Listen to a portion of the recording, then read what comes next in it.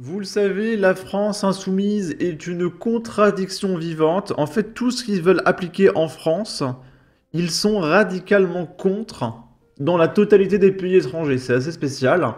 Et là, par exemple, il y a Jean-Luc Mélenchon, et ça a été retweeté par Thomas Porte, qui nous dit très large victoire du PASTEF pour les législatives au Sénégal. Chaleureuse félicitations au peuple sénégalais, qui n'a écouté que lui-même et a donné une leçon de liberté au monde entier. En avant pour la nouvelle étape de la révolution citoyenne au Sénégal. Hashtag Free Sénégal. Et ce qui est particulièrement bizarre, c'est que je me suis renseigné sur ce parti parce que j'étais sûr que ce serait une douille. Et donc le PASTEF, c'est quoi? Le PASTEF, c'est le parti des patriotes.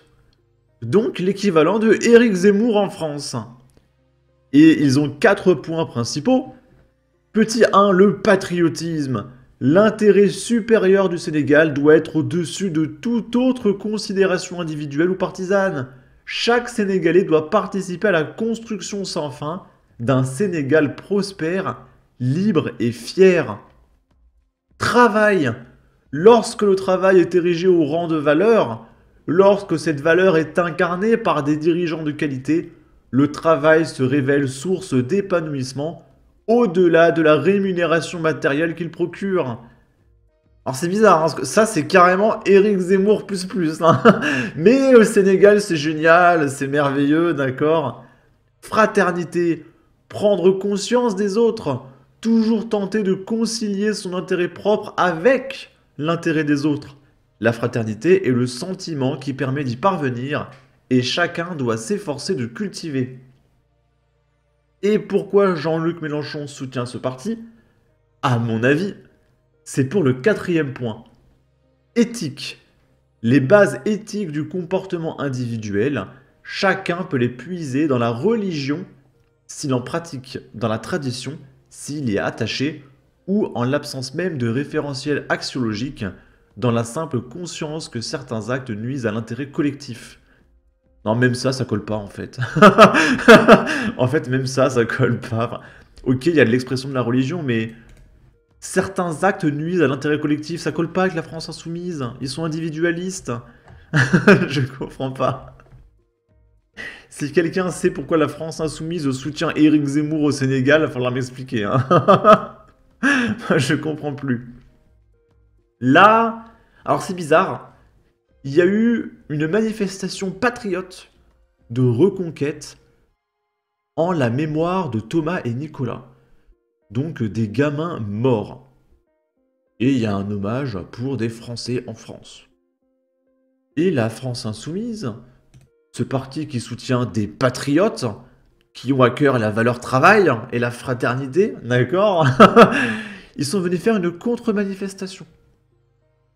Ça veut dire qu'il y a des gens attristés, qui sont venus rendre hommage à des morts de 16 ans. Et regardez, il fait nuit, hein, il pleut en plus, on dirait. Donc on était mardi à ce moment-là.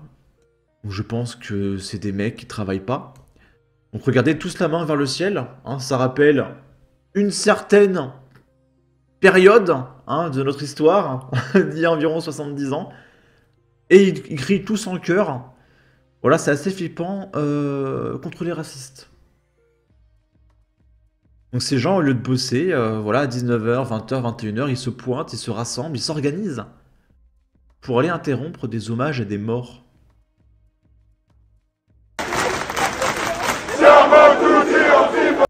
Je suis désolé, hein, ils sont tous la main levée vers le ciel, ils font hop, une main vers le ciel comme ça.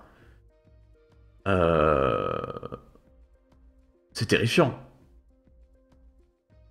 En plus, ces gens s'organisent, ils doivent avoir des groupes WhatsApp, des groupes Messenger, trucs comme ça, pour se dire, regardez, il y a un hommage à des enfants morts.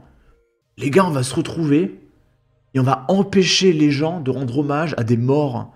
Venez, venez, venez, et ils se pointent à 150, 200, un mardi. Waouh.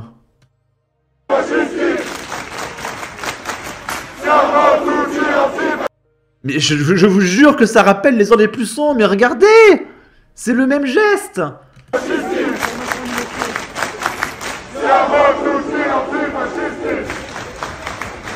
Et donc la police essaye de protéger les gens qui rendent hommage.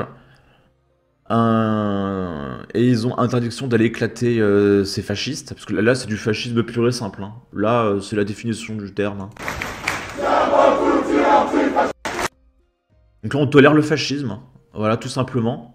C'est quoi qu'on... Non, je vais rien dire. Là, j'allais dire un truc un peu grave. Mais disons qu'il va falloir s'occuper de cette situation. Voilà, tout simplement. Et moi, j'ai écrit « Flash !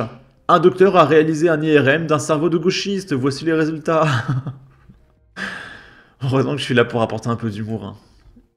Ou je suis sous tension là, en ce moment. Il y a eu 3-4 morts dans ma ville, là. En l'espace de 2 semaines, ça me tend. Là, on est à Paris. Et il y a eu une escalade. Maintenant, les militants de gauche s'en prennent directement à coup de couteau au collectif de droite. Voilà. Donc là, c'est la cocarde étudiante. Donc c'est des gamins hein, qui ont subi une attaque au couteau par des activistes de l'extrême gauche. Et bah là, je peux pas trop vous montrer les images, mais voilà, ils se sont fait planter par des gauchistes. Et bizarrement, personne n'en parle. Hein.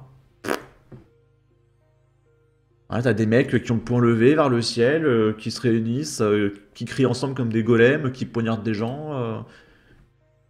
Mais bien sûr, on va laisser faire. On va laisser faire. On va laisser faire, je sais. On va laisser faire, bien sûr.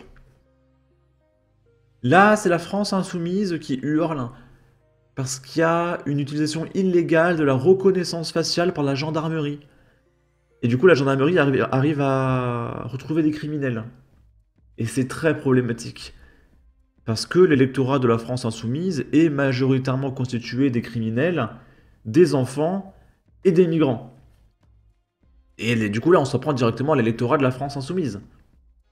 Et du coup, ils ont fait un communiqué. Alors, je rappelle que récemment, j'ai fait une vidéo, c'est à Strasbourg. On équipe les gamins de gilets avec tracker GPS pour répartir la cour de récréation de façon égale entre les garçons et les filles de 6 ans.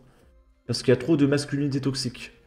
Et du coup, on met des gilets avec tracker GPS à des gamins de 6 ans. Et là, la France insoumise, elle est très contente parce que c'est l'égalité, d'accord. Par contre, ça, retrouver des criminels, mais vous avez pas honte. Et vous voulez quoi, qu'on les mette en prison ? J'adresse un signalement au procureur à l'encontre de l'ensemble des ministres de l'Intérieur, Bernard Cazeneuve, Bruno Le Roux, Matthias Fekl, Christophe Castaner et Gérald Darmanin, au sujet de l'utilisation de Briefcam, qui ont donc supervisé soit l'achat, soit le déploiement, soit l'utilisation de ce matériel Briefcam. Je pense que vous savez de quoi il est question. Il s'agit d'un matériel de reconnaissance faciale qui a été mis en dotation dans les forces de sécurité intérieure à partir de 2015, si bien que ce déploiement et cette utilisation ont été faits sous la responsabilité ou l'autorité successive de Bernard Cazeneuve, Bruno Le Roux, Matthias Fekl, Christophe Castaner et Gérald Darmanin. Et donc, nous demandons que la justice se penche désormais sur ce cas de violation flagrante et évidente de la loi informatique et liberté. J'en peux plus. Là, je sature. Hein. Hier, j'étais presque en dépression, hein, j'en pouvais plus. Je ne supporte plus ce pays. Et on va terminer avec des images à Lyon. Il y a le local de l'Uni qui a été saccagé par des militants d'extrême gauche armés. Nos militants ont été agressés, les étudiants ont été retranchés, cachés dans les amphithéâtres. Parce qu'ils essayaient de survivre en fait. C'est une attaque, un cap a été franchi, des mesures claires doivent être mises en place. Mais il faut interdire le fascisme en fait. C'est pas bien de se regrouper à 150, la main levée vers le ciel, à 22 h un mardi, pour empêcher de rendre hommage à des morts. C'est pas bien d'attaquer au couteau des militants de droite. C'est quoi qu'on interdit ces gens-là, en fait? Donc oui, ils continuent. Ils sont protégés par le système. Comment? On est à Lyon 3. On est à Lyon 3, on s'est fait saccager le local de l'Uni, là, sur la mezzanine université A et B. Allô? J'ai vu aussi qu'il y a Rima Hassan qui s'est fait éjecter de Sciences Po. Parce que Sciences Po est tellement en train de partir en live que même Sciences Po commence à faire... Bon, peut-être que le gaucher, mais ça va un peu trop loin. Et Sciences Po commence à s'en prendre aux gauchistes. Bon, un tout petit peu, hein. Mais, lueur d'espoir ou pas, on sait pas.